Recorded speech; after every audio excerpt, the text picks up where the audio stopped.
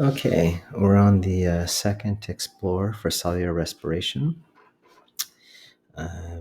So go ahead and write out your Cornell notes and put your date.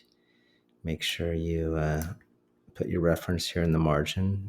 Discovery Education, Living Earth, Unit 2, Concept 3, Explore 2. And we're going to use the essential question here. What are the differences between aerobic and anaerobic respiration? And then take a moment to write down what you know. Okay, hopefully you took a moment there to write that down. Roman numeral 1, we're going to be tracking right along the text there. We're taking a look at this aerobic versus anaerobic respiration. That'll be Roman numeral 1 over here. What can we say about this? Okay, I've kind of in green kind of highlighted the main ideas, key kind of supporting arguments or arguments there, points in yellow, and some details in red here. Aerobic respiration refers to the production of ATP using oxygen as the final electron acceptor in the electron transport chain. If you've been reading and watching the videos and taking a look at diagrams or recall from our discussions in class, you will recall that the oxygen that you're breathing in is going to be used in the third stage of cellular respiration, what we call the electron transport chain. Remember that electrons move along the membrane, and they're going to build up hydrogen ions on one side of the membrane, kind of like a dam that builds up a lot of water on one side. And at the end of the electron transport chain, you have a protein, which is your ATP synthase, and all of those hydrogen ions are going to stream through there because you've formed a large concentration on one side, and so they want to balance out. So they're going to go through the ATP synthase, and they're going to generate ATP in the process of doing that. Now, those hydrogen ions are going to then bind to oxygen, and that's the oxygen you're breathing, along with two hydrogen ions are going to produce water. And that's what you breathe out, right? In cellular respiration, one of the products is water vapor that comes out in your breath. Okay.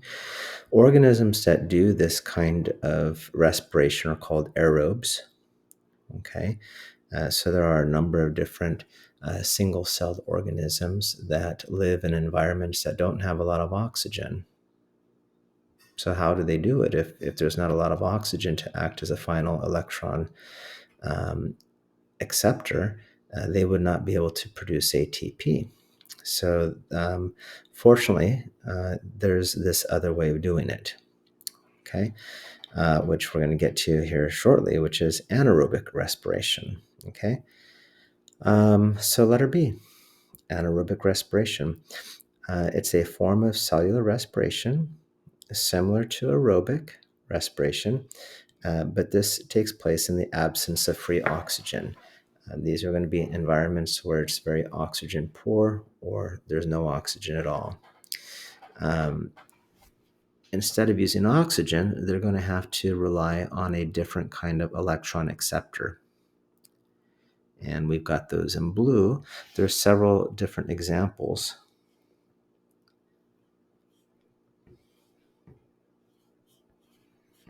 And I'm just seeing if we can pull up the text so we're following this along. Okay. There we go. In red here on the left. You have sulfate, you have nitrate, and you have sulfur. Those are three types of molecules that will take the place of oxygen when you're doing anaerobic respiration.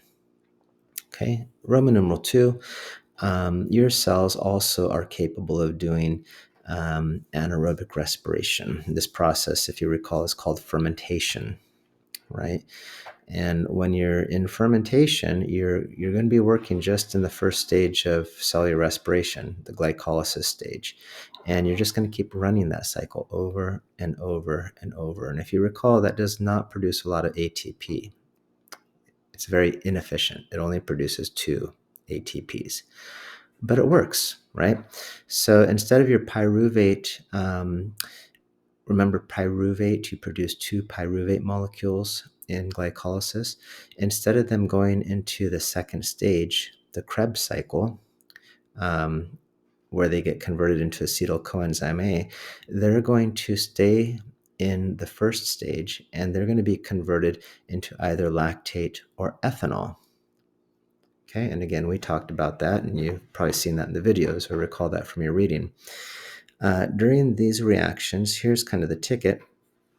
You constantly, during aerobic respiration, are breathing in oxygen, and so you're always providing a steady supply of oxygen to act as electron acceptors, right?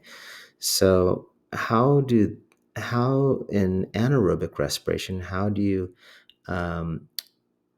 maintain the flow of electrons, right? Because if you have an acceptor, you got to replace those acceptors constantly, right?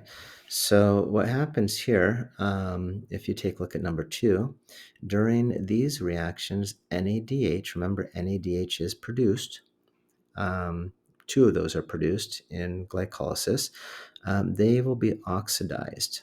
Remember, Leo the lion says, "Gur, lose electrons, oxidize." So NADH will lose an electron, and that's going to make NAD plus, right? The hydrogen will no longer be there, and you'll have one more proton versus electron, so you have a positive charge. That's why we say NAD plus. And that's how you produce your steady supply of electron acceptors.